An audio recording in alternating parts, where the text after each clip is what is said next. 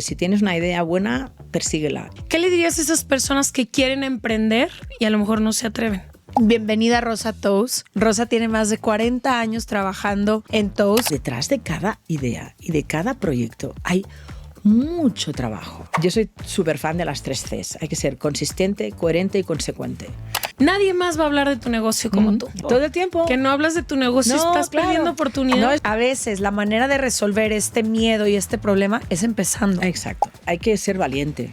Todo va a llegar. Visualiza tu idea y lucha por ella. Les damos la bienvenida a un martes de Se Regalan Dudas. Este episodio nos emociona. Siempre es muy inspirador compartir con mujeres que tienen muchos años trabajando, creando, haciendo proyectos exitosos, aprendiendo, porque yo creo que cuando comparten con nosotras y en espacios así, lo único que nos queda es aprender. Y a mí no hay nada que me guste más en el mundo que aprender. Bienvenida a Rosa Toast. Rosa tiene más de 40 años trabajando en Toast, una empresa que tiene más de 100 años siendo exitosa en el mercado. Hay muchísimas cosas que aprenderle, pero en este episodio no queríamos limitar la experiencia a las preguntas que tenga Ash o a las preguntas que tenga Leti. Entonces le pedimos a toda la comunidad digital de Se Regalan Dudas que mandara las preguntas que tienen que ver con liderazgo, con emprendimiento, con cómo tomar decisiones, con miedos a la hora que se te ocurre una idea o un proyecto, con innovación, con creatividad. Entonces, bienvenida Rosa a Se Regalan Dudas, un espacio para todas. No, muchísimas gracias, es un placer estar aquí, un honor compartir con vosotras, que lo estáis haciendo tan bien y en este espacio tan inspirador, ¿no? para tanta gente. Así que enhorabuena a vosotras y gracias por contar conmigo. Obvio. Creo que la primera pregunta, Rosa, para nosotras y para todas las personas que nos escuchan es conocer un poquito de tu historia. ¿Cómo llegas a este mundo corporativo? ¿Siempre lo supiste? ¿Había cositas que llamaban tu atención? ¿Y cómo le has hecho para estar comprometida con esto más de 40 años? Sí, no sé si son 40 años, pero bueno, más de 30 seguro. O sea, llevo toda mi vida trabajando en la casa. De hecho, yo siempre cuento que cuando éramos pequeñas ya desayunábamos pendientes, comíamos sortijas y cenábamos collares, porque en mi casa se hablaba de joyas todo el rato. Así que, claro, mis padres tenían su joyería que heredaron de mis abuelos, o sea, somos tercera generación, aunque nos comportamos como segunda, porque mi padre no tuvo, era hijo único, no tiene hermanos, con lo cual no hay sobrinos, o sea, no hay primos por nuestra parte, ¿no? Que estén involucrados en nuestro negocio, con lo cual somos tercera generación actuando como segunda. Pues claro, mis padres trabajaban en su tienda de lunes a sábado, todo el día, solo tenían los domingos libres, viajaban también bastante por su trabajo. Mi madre fue la que tuvo la visión de darse cuenta de que la mujer en los años 70 quería una joya diferente, quería una joya para llevar ella cada día, para usar a diario. Fue entonces ella quien puso el taller de joyería en la tienda y empezó a diseñar para sus clientas y a modernizar sus joyas, ¿no? Entonces, bueno, eso fue ya al principio de lo que sería lo que Toast es hoy, ese posicionamiento de... En ese momento hablábamos de democratización de la joyería. Ahora quizás estamos hablando del Everyday Stylish Jewelry, esa joyería de autoexpresión que usamos para sentirnos bien, que al final es un poco lo que mi madre vio, ¿no?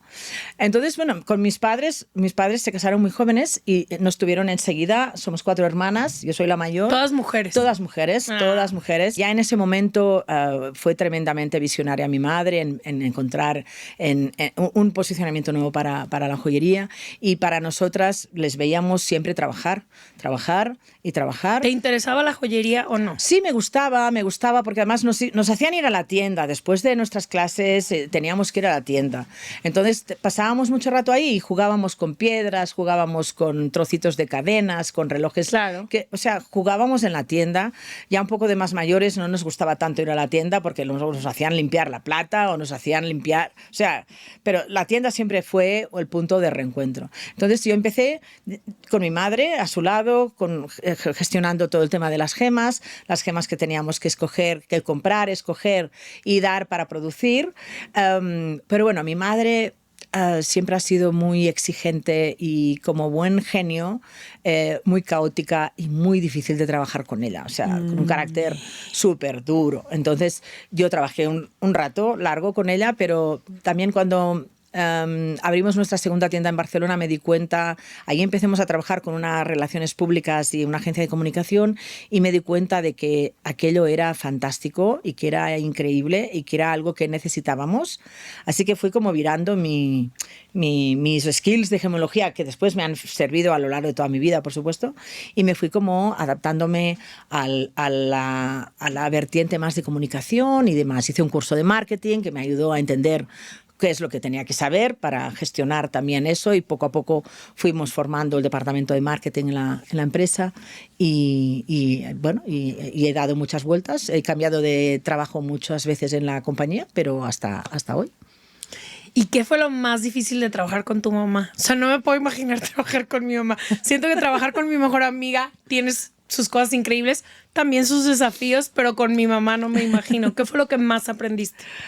Bueno, de ella aprendí la exigencia en todo, y la exigencia al detalle, sobre todo, a lo importante que son los detalles en todo lo que haces, en esa joya que estás terminando, pero también en cómo tratas a tu cliente, también en cómo gestionas a tu equipo, en todo, en esas pequeñas cosas, el escaparate, o sea, en todo.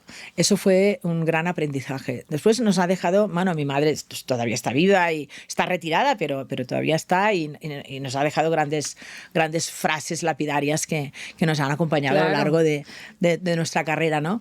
Pero era muy difícil trabajar con ella, porque ella tenía una manera de ver las cosas que solo lo veía él. Es decir, ella lo veía y ya lo quería, o sea, y lo quería y lo hacía. Y era muy difícil seguirla, porque su mente iba mucho más rápido que lo que tú podías llegar a entender. Pero a ver, mamá, cuéntame, o sea, ¿no? Como decís aquí, ¿en qué onda? ¿Qué estás haciendo? ¿Qué es lo que quieres? No, bueno, porque si me cuesta más contártelo que no hacerlo. Y ya, no te preocupes. Entonces iba como sígueme si quieres, pero iba como muy por libre, ¿no? Y ya os digo, entonces me di cuenta de que seguramente trabajando a su lado sería muy difícil. Luego fue mi hermana pequeña quien terminó trabajando con ella. Y yo me dediqué más a aspectos de comunicación, de relaciones, de marketing y demás. A ver, Rosa, escuchándote, nosotras tenemos con Se Regalan Dudas 6 años, pero todas las personas que yo conozco que han empezado algún proyecto, alguna idea, algún negocio, la cantidad de proyectos que no llegan a su segundo año, quinto año, deja tú ya, a veces se quedan solo en la etapa inicial o en esa segunda etapa. Y cuando yo estaba leyendo para tratar de encontrar buenas preguntas que hacerte, el pensar en un negocio que durante 100 años se ha mantenido relevante, ha sido pionero, ha sido exitoso, como que quisiera entender, tú que no has estado en todo el proceso, pero sí en buena parte, ¿cuáles crees que son esas claves que hacen que algo pueda no solo mantenerse con el paso del tiempo, que pueda crecer, que pueda estar en números verdes, que pueda innovar, que pueda proponer? Como que me parece un reto al que muchísima gente y muchísimos proyectos aspiran, y es muy complicado, ¿no? Bueno, aquí creo que por una parte está la visión que tuvo mi padre. Es decir, mi padre pues tenía una joyería en una ciudad pequeña al lado de Barcelona, y él tiene una visión de vamos a hacer algo grande para que todas mis hijas puedan quedarse a trabajar sin pelearse. Esa fue su primera visión, ¿no? En lugar de decir voy a poner una tienda para cada niña o vamos a ver que estudien otras cosas. Diferentes. No, él siempre pensó, no, ellas van a seguramente seguir el negocio, pero vamos a hacerlo de una manera que puedan tener su propio espacio. Uh-huh. Y así lo hizo. Es decir, yo creo que en todo hay que visualizar lo que quieres hacer y ir a por ello, ¿no? Después, ¿cómo? O sea, si tú crees que tu idea es la buena, ¿no? Como mi padre creyó que esa era la buena idea, ¿no? Que hubiera podido no salir. Hubiera podido pasar que ni mis hermanas ni yo hubiéramos querido trabajar ahí. O sea, pero bueno, pero salió así. Uh-huh. Después está el tema de de la pasión que tengas con este trabajo o con esta idea o con este proyecto, ¿no? Evidentemente está la idea, están los recursos, que son muy importantes. Evidentemente sin dinero muchas veces puedes hacer pocas cosas. Está que la idea sea buena, la pasión que tienes que poner en todo lo que haces y luego la consistencia. Es decir, yo soy súper fan de las 3 Cs. Hay que ser consistente, coherente y consecuente. Consistencia porque si tienes una idea buena, persíguela y sigue haciendo eso. Es decir, y si tienes que repetirlo 35.000 veces, lo repites, o sea, pero tienes que ser como consistente, muy fiel a tu idea inicial, ¿no? También, que luego con las variaciones que pueda haber, pero fiel a tu idea inicial. Después tienes que ser coherente, porque tienes que hacerlo desde el punto de vista que a ti te parezca bien. Sentido. Y que tenga sentido y que te vayas a dormir tranquila por la noche pensando que estás haciendo lo correcto, sobre todo para ti. Y, por último, ser consecuente, porque tomar una decisión implica renunciar a otra. Claro. O sea, y tienes que valorar muy bien por dónde vas a ir, ¿no? Por ejemplo, en nuestro caso, que en ese momento mi madre ya se dio cuenta de que estaba como viendo, estaba visualizando un nuevo lenguaje en joyería, en un posicionamiento para joyería para cada día, hoy, ya unos, pues eso sí, 40 años después, seguimos estando en ese posicionamiento. O sea, pero seguimos estando en ese posicionamiento. Con lo cual yo estoy muy convencida de que esa consistencia a lo largo de todos estos años, con 1000 cosas que han pasado, que hemos hecho, que hemos dejado de hacer, pero esa consistencia nos ha afianzado y ayudado a seguir estando donde estamos, ¿no? Creo que eso es, y a poder tomar clave. como decisiones también coherentes, ¿no? Claro. O sea, esto es lo que sigue, esto es lo que sigue. Claro, claro. Bueno, y la coherencia nos ayuda a tomar esas decisiones y a valorarlas, pero sobre todo a pensar que es lo correcto para nosotras. Es decir, igual lo correcto para mí no es lo mismo que para ti o para ti, o sea, pero que como mínimo para tu empresa, para tu proyecto, que sea lo que parece que sea lo correcto, ¿no?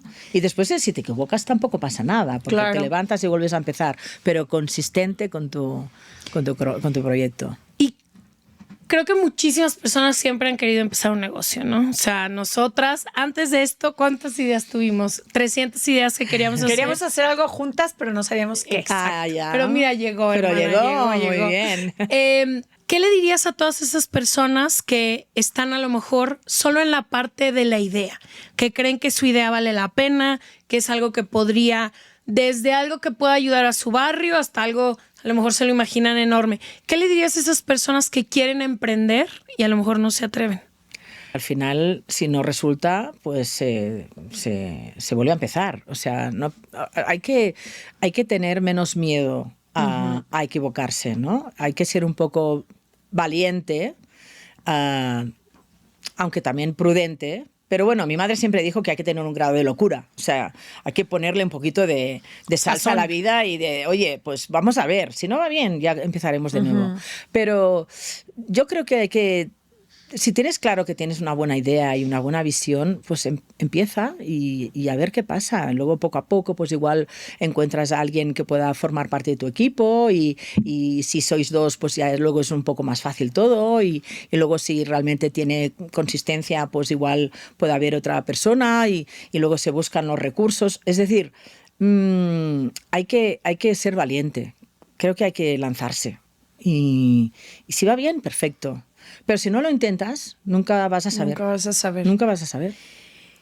Y en esa etapa del principio, porque yo creo que cuando una idea ya es bien recibida o ya tiene un financiamiento, es muy diferente la conversación. Pero en esa primera etapa en que a lo mejor hay mucho miedo de que no sea bien aceptado lo que vas a hacer, o que de principio piensas y dices, es que no tengo ni siquiera los recursos para hacerlo en la magnitud en la que me lo imagino. ¿Cuáles crees que pueden ser como esas claves? Y sobre todo, ¿cuándo entender si hay que insistir en mi idea o si a lo mejor es momento de irme por otro lado o ese sueño que yo tengo a lo mejor es más un hobby y como que creo que a veces esa es la etapa en la que se atoran muchísimos proyectos. Es decir, es que tengo esta idea que creo que va a funcionar, pero no sé si le va a gustar a otras personas o no tengo la inversión inicial para las miles de piezas. Ya. Bueno, también creo que es interesante empezar en pequeñito. Sí. Empezar poco a poco.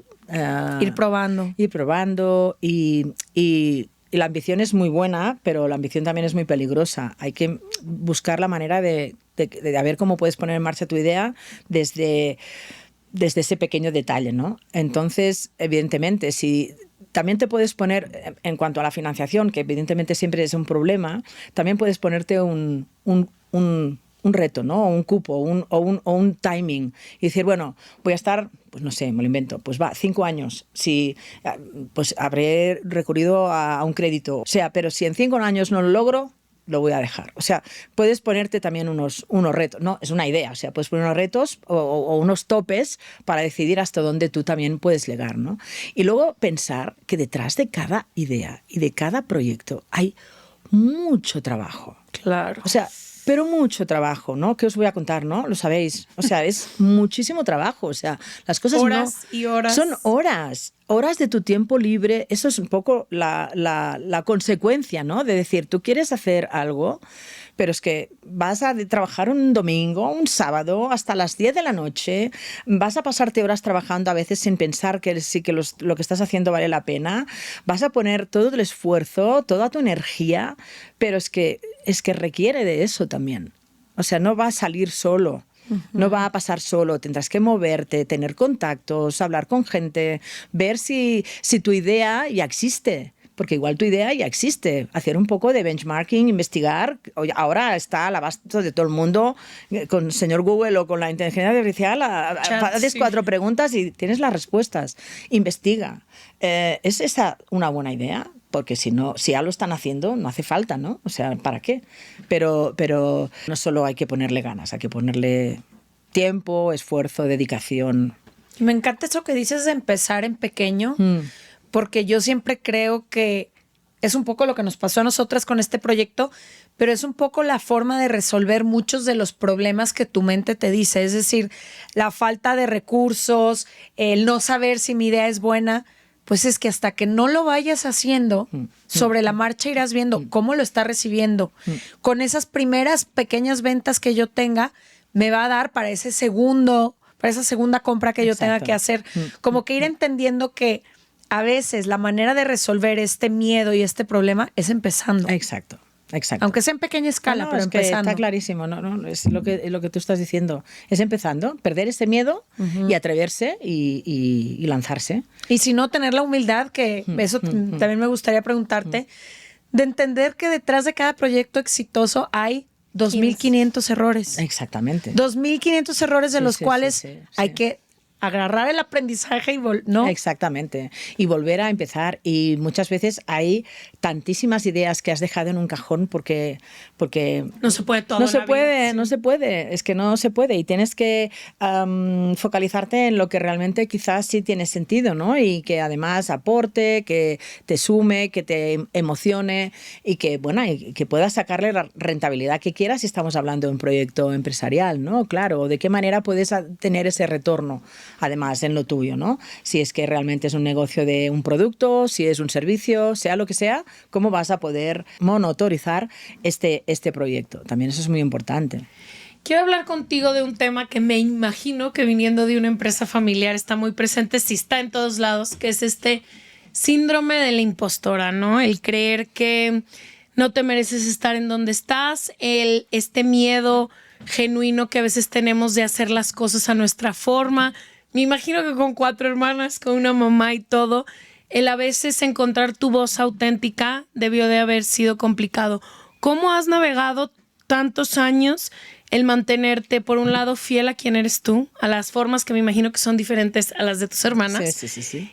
Mantener, obviamente, esta forma que tú tienes de ser, pero al mismo tiempo saber que es hacia dónde va esta empresa. O sea, ¿cómo te has mantenido auténtica y trabajando en tu autoconfianza y que puedes, aunque sean, hacer las cosas de diferente manera, pero que las vas a hacer a tu forma? Bueno, es una pregunta complicada porque creo que además a lo largo de toda mi historia pues ha habido muchas fases diferentes, ¿no? O sea, yo acuerdo de alguna época en la que he discutido como si me fuera la vida en ello, o sea, por todo, otras en las que he estado mucho más receptiva y callada y he escuchado muchísimo más. O sea, yo creo que es una combinación de todo, ¿no? Es cierto que el momento con mi madre era complicado porque mi madre era muy dura y a la vez muy potente y era muy difícil porque tú te veías muy pequeñita con ella, ¿no? Y yo que la acompañé muchísimo durante mucho tiempo en sus eventos y photocalls y red carpets, pues yo era la que la acompañaba, ¿no? O sea, era Claro. complicado. Pero bueno, te das cuenta al final que siempre has estado ahí y sí que al final te has ido ganando el respeto de todo el mundo porque has sabido mantenerte como muy fiel a tu manera de ser y a lo que de alguna manera se espera de ti en la compañía, ¿no? O sea, pues yo que llevo muchos años muy relacionada con temas precisamente de relación y con temas de comunicación y con temas de presencia, pues he estado trabajando de manera muy consistente en ello hasta que evidentemente ya en el punto en donde estoy, toda la empresa está no contenta, sino feliz de que yo esté haciendo ese trabajo. Qué bueno, qué importante que es, que Rosa vaya, que claro, hace 15 años era como yo detrás de mi mamá, ¿sabes? Como era muy distinto. Claro. Pero todo va... No es que todo vaya llegando, son épocas diferentes. Yo aprendí mucho de ir con mi madre, muchísimo. Aprendí muchísimo de lo importante que son las relaciones en el mundo.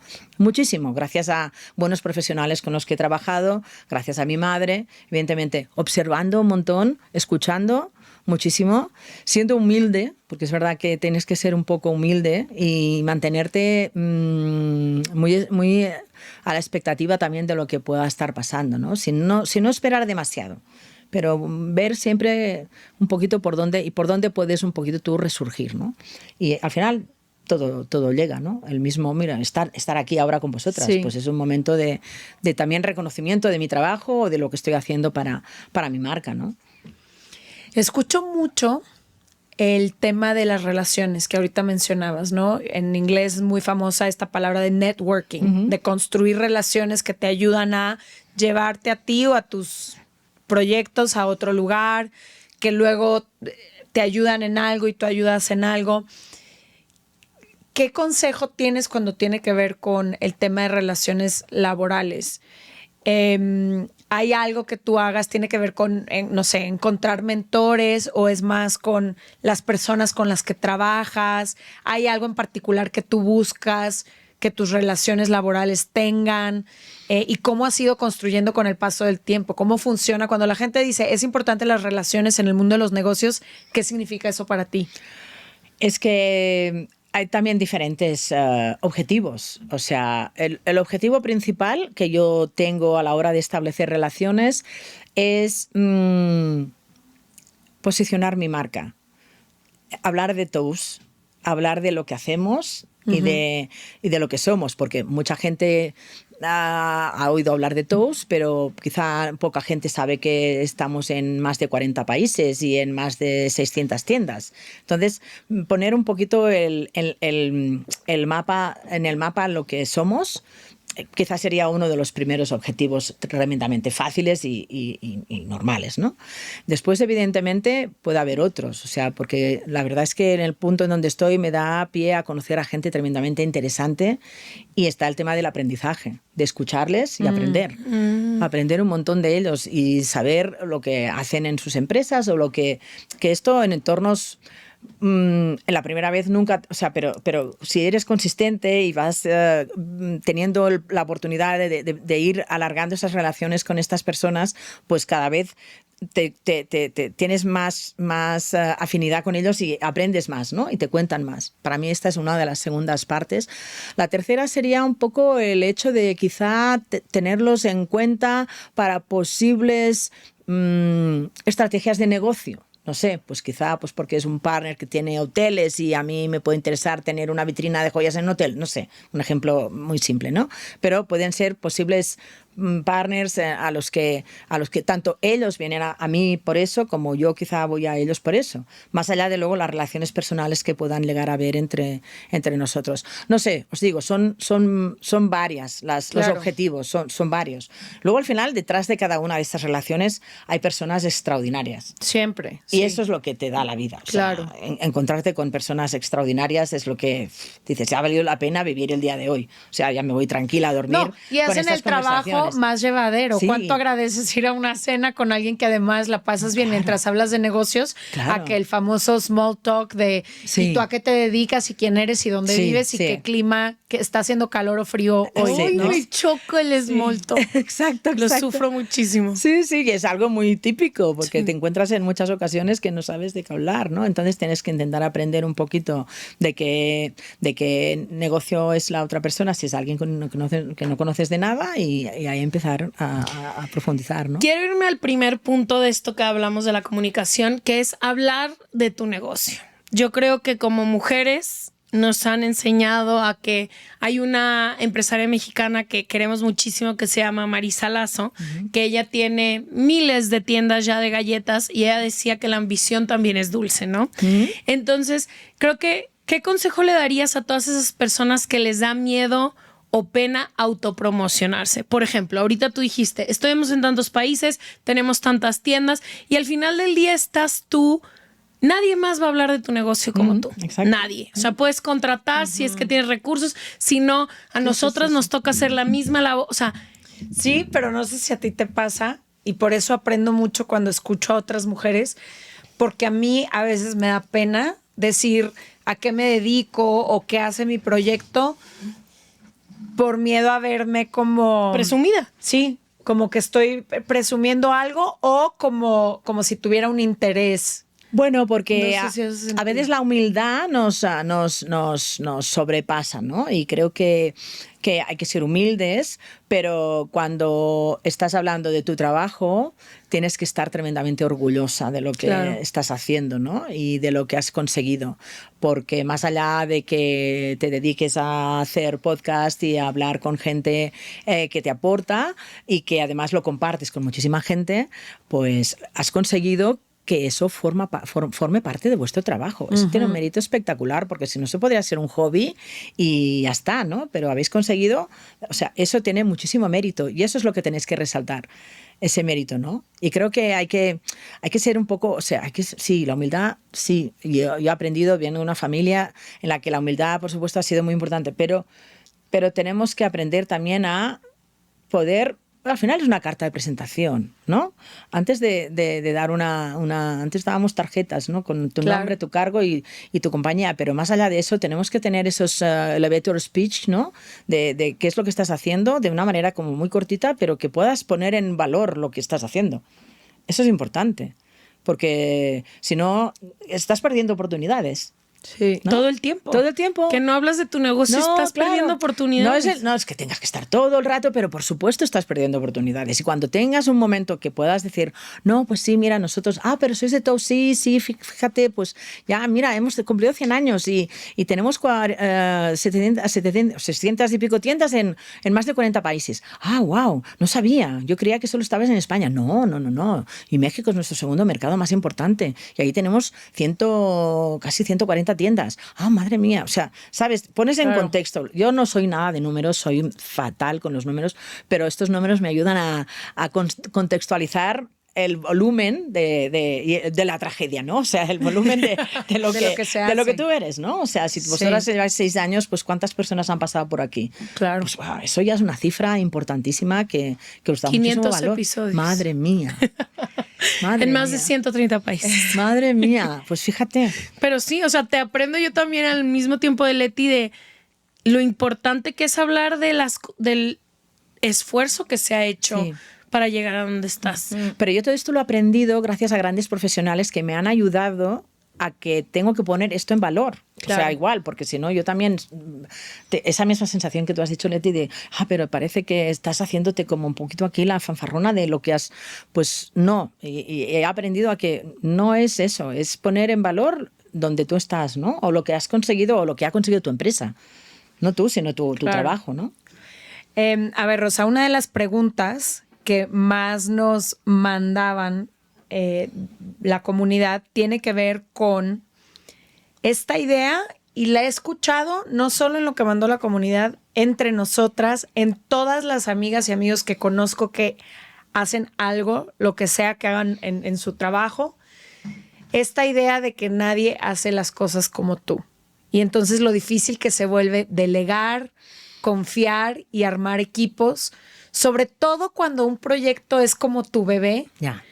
Porque entonces empiezas a sentir que tienes que abarcar todos los espacios, que tienes que dar el visto bueno en todas las áreas, que tienes que estar al tanto de todo, y conforme va creciendo te empiezas a dar cuenta que eso no es posible, que empiezas a entorpecer Exacto. todo por querer estar presente en todo, y además que hay gente sumamente capaz, incluso más que tú, para muchas cosas. Pero ¿qué has aprendido tú en una empresa tan grande que tiene tantos países, tantas sucursales, tanto todo, acerca de los equipos?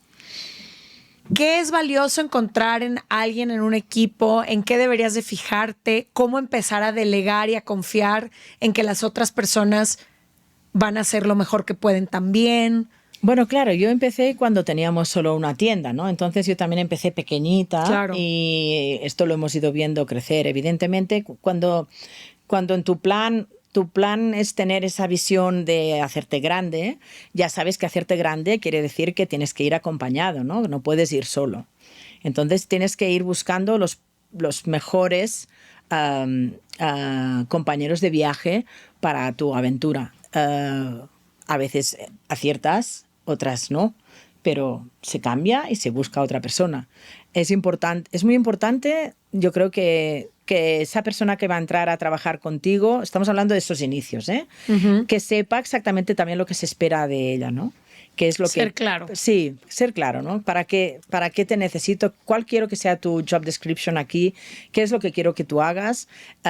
Más allá de la extra mile que también creo que es necesario que me des, ¿no? Más allá de la pasión que me gustaría ver que pusieras también en este proyecto, que es tan mío y que yo amo tanto, y que yo te voy a enseñar el por qué lo hago de esta manera. O sea, yo también es verdad que hay que hacer caso a los emprendedores, porque la visión y la idea nace de unos cruces de cables, con lo cual ahí hay algo como que tiene mucho mérito también, ¿no? Claro. Pero tienes que poder confiar en el equipo y trabajar con ellos para también entender si han entendido o ver si han entendido cómo se trabaja, ¿no? En el momento donde estamos nosotros, en donde alrededor del mundo estamos hablando de que trabajan unas 4.000 personas con nosotros, pues claro, ya es otro momento muy diferente. Nosotros, pero tenemos a nuestros equipos con los que trabajamos más de cerca, con los que tenemos charlas tremendamente interesantes,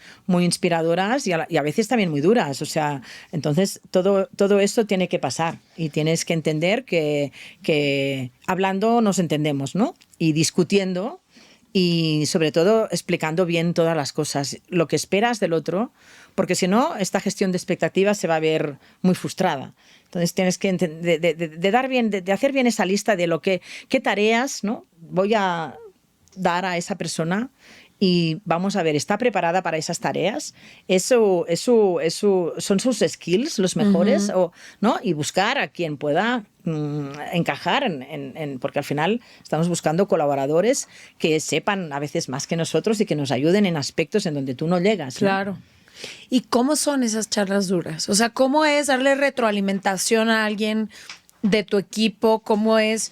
Yo muchas veces me da miedo, como que no quiero hacer sentir mal a nadie. Me da pánico pensar en estos ambientes laborales tóxicos que me parece que son ya obsoletos, y que nosotras como mujeres queremos liderar de otra forma, pero al mismo tiempo a veces es importante, pues sí, transmitir tus valores como empresa, o cuando alguien se equivoca. Entonces, ¿cómo son estas charlas que dices que son complicadas, y cómo retroalimentas al equipo y te aseguras que las 4,000 personas estén abrazando los valores y la visión que tú tienes?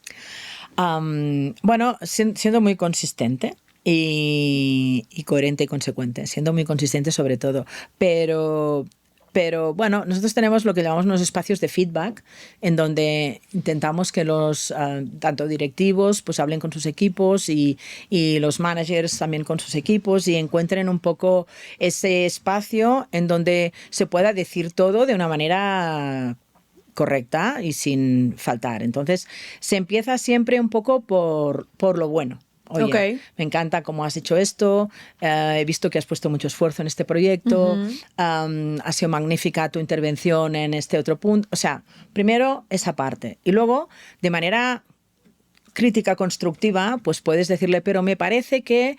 O a veces es interesante hacerle la pregunta a él, pero ¿no te parece que si igual lo hubieras hecho de otra manera o no hubieras dicho eso, hubiera ido mejor? O, ¿sabes? Intentando... No criticarle, pero no has hecho esto bien, yo no lo hubiera hecho así, sino como intentando hacerle ver quizá, y luego se empieza una conversación. Y claro, en esa conversación es donde puedes entender, él puede entender o ella puede entender lo que tú estás de alguna manera poniendo en duda y el otro puede verlo como una aprendizaje en su día a día, o al contrario, claro, igual dicen, no, yo estoy convencido que he hecho lo que tenía que hacer. Entonces igual tú le argumentas el por qué tú crees que no, pero para que se convierta en una conversación y no en una bronca, ¿no? O sea, claro, tú quieres generar, inspirar como líder, quieres que te sigan y que te quieran escuchar y que te pidan consejo como líder, pero si vas a gritando, claro, pues oye, no es la manera. Y qué importante es eso que dices del feedback, de cómo recibirnoslo, ¿no? Hace poco empezamos como estos focus group para escuchar dónde se regalan dudas, cómo nos reinventamos, cómo nos mantenemos relevantes en una industria que obviamente cuando empezamos éramos las únicas podcasteras en México y ahora hay miles más, ¿no? Entonces, algo que yo he aprendido muchísimo en este trabajo ha sido cómo poder recibir el feedback y darlo como te gustaría a ti recibirlo. Exacto. Y darlo. Entonces, a veces dan feedback que a mí me bota el ojo y yo de que... Pero el decir, ok, muchísimas gracias, aunque yo sé que ese feedback no me corresponde o cualquier cosa, pero tener el estómago también para recibirlo, sí, y de una manera en la que no sea tan... como tú dices, siempre enfocado hacia la conversación y no hacia este como mandato o regaño, exacto, todo, porque yo sí genuinamente creo que no hay nada que me dé más miedo que nadie de mi equipo venga a decirme algo. Y es solo en la retroalimentación que podemos aprender y crecer. Exacto. Nadie más nos lo va a decir nunca. No, y qué miedo que alguien que está viendo algo que tú no puedes ver porque no te da los ojos para ver todo, sí, claro, no te diga por el miedo que tiene a cómo tú vayas a reaccionar, claro, de un feedback que te den. Sí. Se me hace peligrosísimo. No, eso es súper importante lo que estás diciendo, porque sí, tienes que generar un ambiente de cooperación y de colaboración, más allá de que igual sois vosotras quienes estáis poniendo las directrices y hacéis el plan y todo lo demás, pero luego ese plan lo tienes que compartir con todos y ver si entre todos sois capaces de realizarlo, ¿no? Y lo que también aprendes con el tiempo es de que como más involucras a tu gente a trabajar en tu proyecto, más suyo se lo hacen también. Y como más suyo sea, más fácil luego será el compartir, el hablar, el discutir sanamente, ¿no? De, oye, pues puedes generar una buena discusión, pero para llegar a un acuerdo en algo que si se hace de una manera o de otra y que al final nadie tendrá la razón de todo, sino simplemente se habrá tomado una decisión. Entonces es muy importante que se genere un buen entorno en donde no haya miedo, en donde claro, se den consejos a la vez, en donde seáis generosas y abiertas, en que todo de alguna manera se puede escuchar con los límites, por supuesto, que haya que poner ya de respeto y demás, ¿no? Pero intentar, esta es un poco la manera que hoy en día se hacen. Yo vengo de un modelo en donde mi padre mandaba, o sea, claro, perdón. Con pánico. sí, perdón. Jerárquico. Wow, o sea, el jefe lo pánico ha dicho cuando entra a la oficina. Sí, lo ha dicho el señor Tous, o sea, era, ¿sabes? Ahora no, con mi hermana está ya poniendo en marcha un sistema de liderazgo muy diferente, mucho más abierto, en un entorno mucho más de equipo, equipo, amigable, y al final es así como ocurren las cosas ahora. Quiero hablar de eso, que es el cambio de liderazgo. Empiezan los primeros años en los que por primera vez en la historia hay mujeres a cargo de puestos importantes en empresas, ¿no?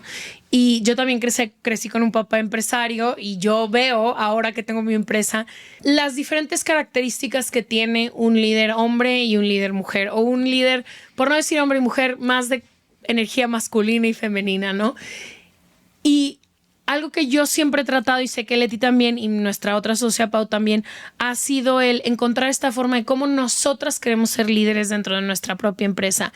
Y cómo a mí el peor el desacierto más grande sería que un colaborador mío tuviera miedo de traerme o presentarme un problema y que 6 meses después te lo encuentres un día en una fatalidad.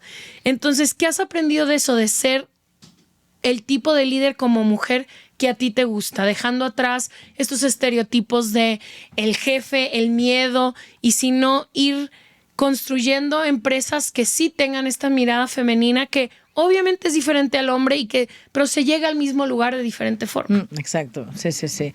Bueno, en nuestra casa, como ahora también hay bastantes hombres, que decir, mi hermana es la presidenta, pero nuestro consejero delegado es un hombre, y hay una mezcla, ¿no?, de estos tipos de diferentes de liderazgo y de personalidad, ¿no? Que mi hermana muchas veces tiene más un foco más masculino a veces que no femenino, y nuestro consejero delegado a veces es al revés, ¿no? Yo lo que he aprendido en el tiempo es por ejemplo, en la accesibilidad. Es decir, yo intento ser muy accesible para todo el mundo. Sobre todo en nuestra casa hay gente que lleva trabajando con nosotros muchísimos años y que han ido adaptándose, que también tiene su mérito, a los crecimientos, a los cambios que han habido, a la nueva empresa, a los nuevos trabajos, en fin, a un montón de cosas. Entonces, sobre todo son los que más se atreven muchas veces a venir a verme, ¿no? O a venir a contarme, o a venir con alguna duda. Evidentemente hay un equipo de personas que están especializadas en personas y que son las con las que tienes que hablar si tienes algún problema en el trabajo. Pero yo doy mucha accesibilidad a que estas personas, sobre todo que han trabajado tan directamente conmigo, claro, que puedan venir, se sienten en mi despacho y me cuenten, oye, ¿quieres un café? Sí. Pues, ¿qué me cuentas? No, pues estoy dudando de esto, o ahora está cambiando esto y no lo entiendo muy bien, no me lo han contado. Entonces, pues ahí yo resuelvo al máximo de dudas que puedo, ¿no? Eso para mí ha sido importante a la hora de tener también de dejar atrás ese miedo que había, ¿no? Porque con el miedo no se puede ahora, hoy en día, llevar a cabo una compañía como la que ahora tenemos nosotros, ¿no? Tienes que hacerlo de una manera más inspiradora, más cercana, más abierta, mucho más colaborativa, en donde muchas veces ya no se trabajan por departamentos, sino ya trabajamos por proyectos. Todo eso también está cambiando, ¿no? Y esta manera de ser y de ver, pues es lo que intentamos impulsar en toda la casa, ¿no? De que también esté todo el mundo accesible, puertas abiertas en los despachos. Si venís un día a vernos, que por supuesto estáis invitadísimas a que cuando vengáis a España, nos vengáis a ver, veréis, es todo cristal, es todo transparente, no hay puertas cerradas. Quiero decir que hay mucha transparencia en todo lo que hacemos. Incluso la transparencia es uno de nuestros valores corporativos más importantes, y creemos que eso siga siendo así, ¿no? Entonces, eso es parte también del cómo llevas a un equipo, de cómo trabajas con un equipo, ¿no? No, y también, entender que nadie conoce el pulso de lo que está pasando en tu negocio mejor que tus colaboradores, y cerrar esa ventana de comunicación en esta idea de que hay un rango o hay una jerarquía, a lo único que perjudica es al negocio. Claro. Entonces, creo que también algo que hemos aprendido mucho nosotras es, no nada más queremos que todo el mundo sea muy feliz mientras trabaja con nosotras, sino entender que la única forma de crecer y la única forma de que este proyecto sea mejor es si todas las partes se sienten en la confianza de opinar, dar retroalimentación, comunicar cuando algo no está sucediendo bien. Y la parte que a nosotras se nos ha hecho más retadora, pero más divertida al mismo tiempo, es, como es un proyecto nuestro, podemos inventarnos el modelo que sea que queramos para liderar. no tenemos que seguir los antiguos modelos ni las y ni a antiguas clases de negocio estructuras. fuimos. No. Ni a No, clases. claro, Entonces, claro. como, a ver, ¿a ti qué te gustaría? ¿A mí qué me gustaría? Ok, dentro de esto que nos gustaría, ¿qué es viable? ¿Cómo lo hacemos funcionar? Claro. Alguien de nuestro equipo un día llegó, saludos Mara, y nos dijo, oigan, vi un artículo que en los países escandinavos implementaron un sistema en donde se trabaja de lunes a jueves, la productividad de todo el equipo subió, ¿por qué no lo probamos 3 meses y si funciona lo implementamos? Y ahora todo Dudas Media trabaja de lunes a jueves. Qué bueno. Muchas cosas, Sí. horarios, entender, la mayor parte de nuestro equipo es remoto, son cosas que antes no existían ahorita. Entonces, también como ir entendiendo conforme se va presentando los Exacto. retos que sea, lo increíble que sería generar nuevos modelos en los que no todo es jerárquico, no todo es vertical, Exacto. sino que la conversación se vuelve muy diferente, Sí, ¿no? sí. Y tú has dado un punto clave en lo que acabas de decir, Leti, que es la comunicación. Creo que es lo más importante y lo que realmente hace que el equipo trabaje bien. Tener la información, tener los datos y tener esa comunicación fluida para saber un poco si lo que estás haciendo es lo que se espera de mí, si esto es lo que tengo que hacer, si esto lo hago por esto, no es el trabajar porque te han dicho que esto es lo que tienes que hacer, sino trabajar además entendiendo el por qué estás haciendo esto, ¿no? Esto es súper importante. Y que digas que no es por departamento y es por proyecto y que se abre la comunicación porque es algo que nos empieza a pasar. Nos dimos cuenta que de pronto alguien que habíamos contratado para edición de video tuvo una idea increíble, creativa para una nueva campaña. Ya. Y porque a veces limitamos los roles Exacto. y no abrimos esa conversación de como empresa queremos ir hacia acá o este es el objetivo, qué ideas se les ocurren. Exacto. Y hacer mesas o en nuestro caso son reuniones digitales en las que, oigan, este es el reto creativo al que nos enfrentamos, ¿qué se les ocurre? Claro, y las ideas claro. pueden venir de todos lados y eso Desde es luego. Somos 2. O sea, hay cuánta colaboración se hace con Sí, más gente. sí, exacto. No solo 2 cerebritos, me encanta. Sí. Por eso creo que a ti y a mí nos gusta tanto trabajar en equipo. Claro, porque además te nutres muchísimo de los demás. Y bueno, hay esa frase, ¿no? ¿Cómo era? Si quieres ir rápido, ves solo, pero si quieres ir Lejano. lejano, ¿no? Si quieres ir lejano, pues ves con un equipo, ¿no? Claro. Ves acompañado. Entonces creo que esto es tan fácil esta frase de entender que hay que, si quieres ir lejos, si quieres llegar, tienes que ir con equipo.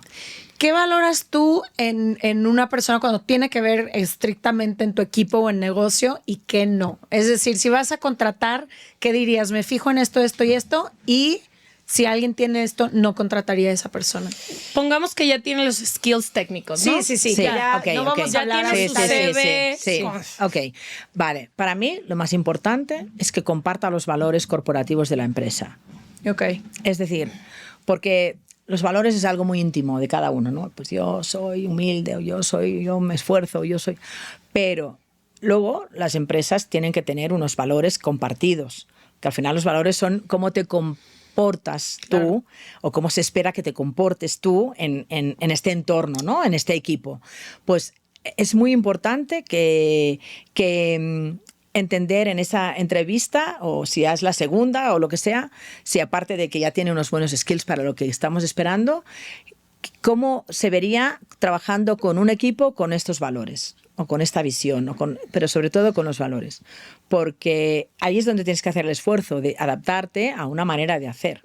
Porque ha pasado alguna vez que hemos tenido a gente, nosotros, a profesionales tremendamente válidos con unos skills maravillosos, incluso over the top, o sea, superados, que no se han adaptado por los valores, por la cultura, por la manera de comportarnos, por cómo somos, ¿no? Entonces, para mí eso es cada vez más clave. Me encanta. Te quiero preguntar, sé que eres madre, Sí. y te quiero preguntar de 2 cosas que sé que vienen con la maternidad cuando tiene que ver con ser negocios. Ni Leti ni yo somos mamás, entonces...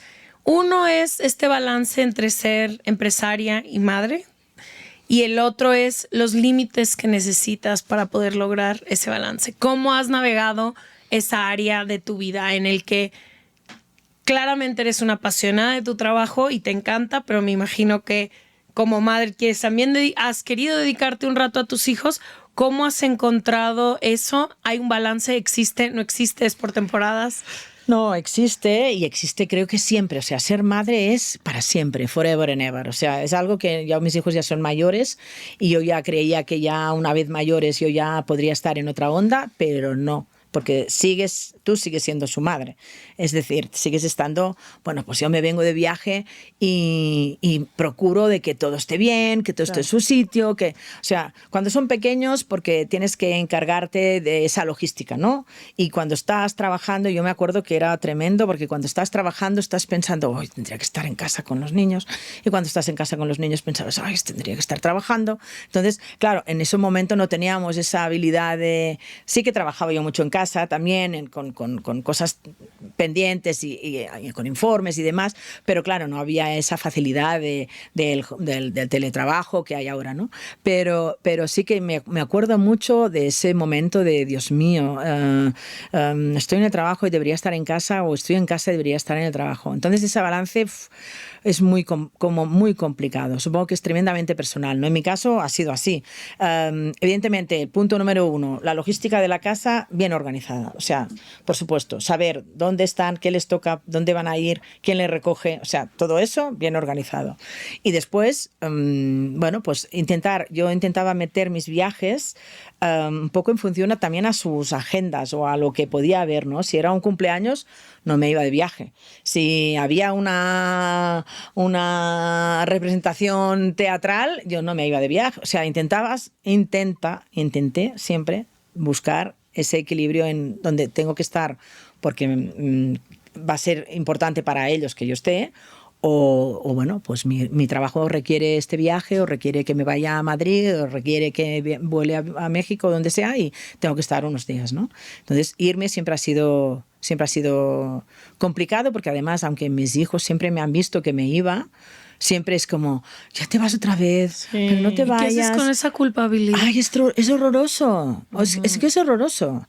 No, luego haces, ya, pero vosotros sabéis que vivimos en esta casa tan bonita, no nos falta nunca un plato en la mesa, tenéis la ropa que necesitáis, hacemos nuestros viajecitos juntos. Todo eso es gracias al trabajo que hace mamá. O sea, yo tengo que seguir viajando para conseguir... No, y un día que mi hijo era muy pequeño, no sé qué si fue mi hija o mi hijo, que me dijo, que yo le contaba, bueno, pues hay que tener dinero para poder vivir como vivimos y tener una vida cómoda como la que tenemos, y me voy a México porque tengo que ir a hacer dinero ahí. Y me dijo, me acuerdo que era un martes o miércoles, yo había llegado el lunes, me dijo, mamá, si has hecho el dinero, vuelve ya.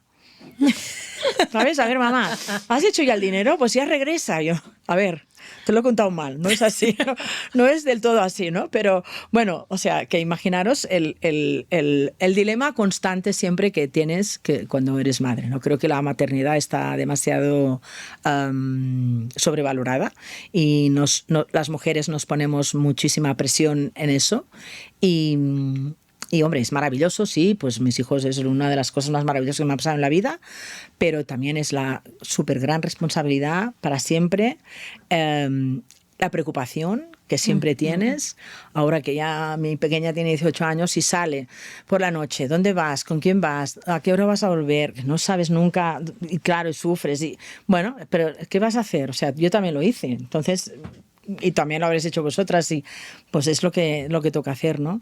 Pero es un balance difícil, pero bueno, se lleva. Al final hay muchas madres trabajadoras como yo, y se llevan, y se consigue un poco ese equilibrio, y se va viviendo, y bueno, y cada vez con un poquito menos de mal rollo en la cabeza, sino que simplemente, oye, pues es parte de mí, es de mi trabajo, y también vuelves a reivindicar, yo seguramente a mi edad ya puedo hacerlo, el quiero estar ahora yo conmigo, con yo.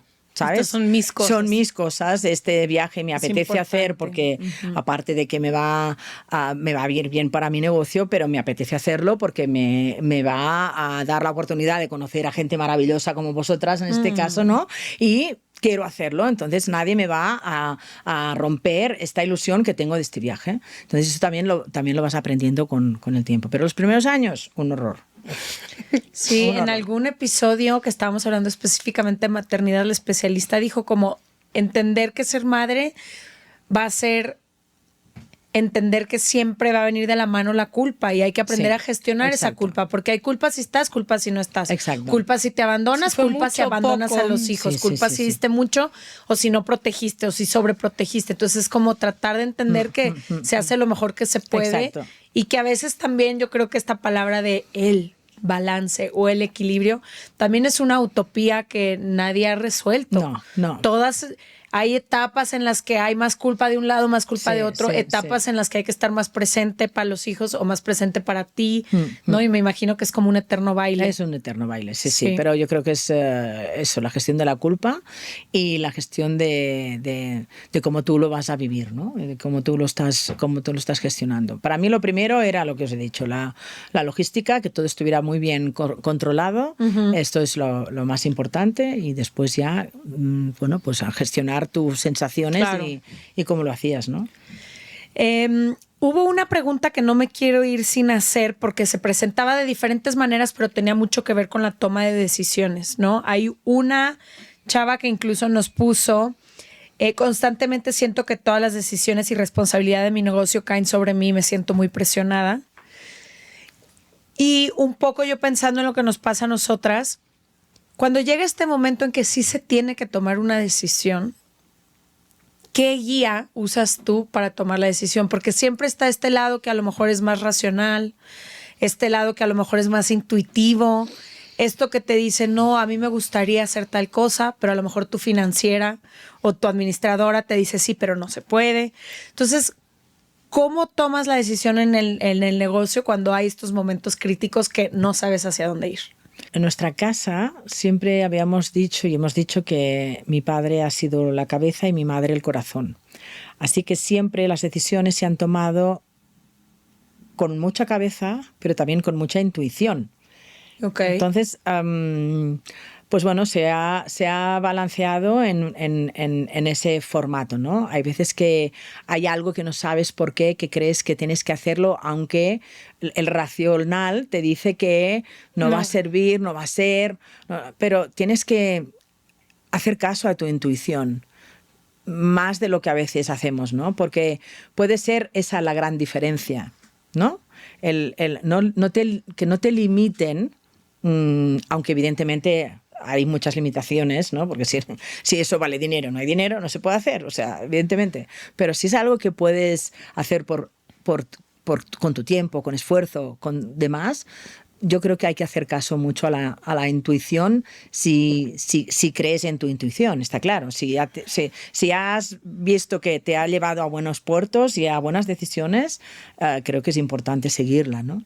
Y valorarla también con tu equipo o contigo misma. A veces hay que dejar pasar un día y luego lo ves más fácil también. Pero es algo que yo he aprendido muchísimo, es el rol tan grande que tiene la intuición en los negocios. Nosotros esto empezó tan intuitivamente, apenas ahorita empieza, acabamos de reestructurar todo y ya hay procesos y todo, pero hace poquito que hicimos toda una evaluación, yo volteé a ver y dije, todo esto, al menos lo que me toca a mí de mi departamento, que es la operación, todo esto lo he hecho intuitivamente. Sí. Todo esto ha sido... Luego llegó la información financiera, pero al principio era ¿te late o no te late? ¿Se siente bien o no se siente sentido bien? Común. Sí. Es que sentido común. Quiero hacerte la última pregunta porque creo que es una pregunta que está en nuestro libro que escribimos y se me hace increíble hacérsela a varias personas que conozco, que es ¿qué es el éxito para ti?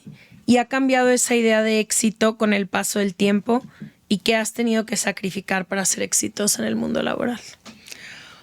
Seguro que sí que ha cambiado mi visión de ver el éxito. Cuando eres muy joven, el éxito lo ves de una manera como esa ambición. Yo me acuerdo de cuando empecé, yo decía, es que quiero que Toast salga en los libros.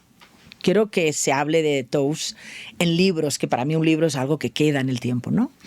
Pero ahora, con los años donde estoy, para mí el éxito es irme a dormir sin ningún remordimiento, meterme en la cama tranquila, pensar que lo que has hecho hoy ha sido un buen trabajo, que he estado bien, he conversado con gente maravillosa, he ido a comer con otras personas que me han aportado. O sea, para mí ahora esto es el éxito, el sentirme bien y sentirme, a nivel muy personal, ya os lo digo, pero sentirme bien y sentirme tranquila y en esa situación de que estás tranquila contigo misma. Claro. Qué bien, lo estoy haciendo bien, puedo dormir tranquila. Para mí eso es el gran éxito. Porque cuando eres muy joven estás dando vueltas a 30.000 cosas constantemente. Si lo haré bien o no lo haré bien, hago esto, no hago lo otro. Pero en esa madurez en donde estoy, que estoy encantada de estar aquí, es ese momento de paz. Para mí eso es el éxito. Y que si lo ves así, el éxito es mucho más asequible. Claro. ¿No? Que cuando claro. tiene que ver con estar en los libros o con los ceros en la cuenta o con... Por supuesto. Claro. Sí, siempre hay... A ver, evidentemente siempre hay esa... Ambición sana, ¿no? De que bien, cuando las cosas van bien y podemos decir que nos van bien. Y también esa parte de responsabilidad de que, wow, muchísima gente depende de nuestro negocio, ¿no? En todo el mundo. Wow, pero dejando esto aparte, teniendo en cuenta que confiamos en el equipo, tenemos unas personas maravillosas trabajando con nosotros, con mis hermanas, pues también nos llevamos bien y estamos trabajando siempre para llevarnos bien. Mis padres están tranquilos, nuestra vida económica está tranquila. Pues, oye, pues puedes dormir bien, qué bien, ¿no? Para mí el éxito es donde estoy ahora. ¿Qué le dirías a tu yo de 20 años que entró, que estaba a lo mejor tan nerviosa, tan ansiosa con todo esto? ¿Qué te gustaría que supiera el día de hoy? En primer lugar le diría, no quieras correr tanto. Tómate las cosas con un poquito más de calma, ¿vale? Yo le diría eso. Y saboréalo más.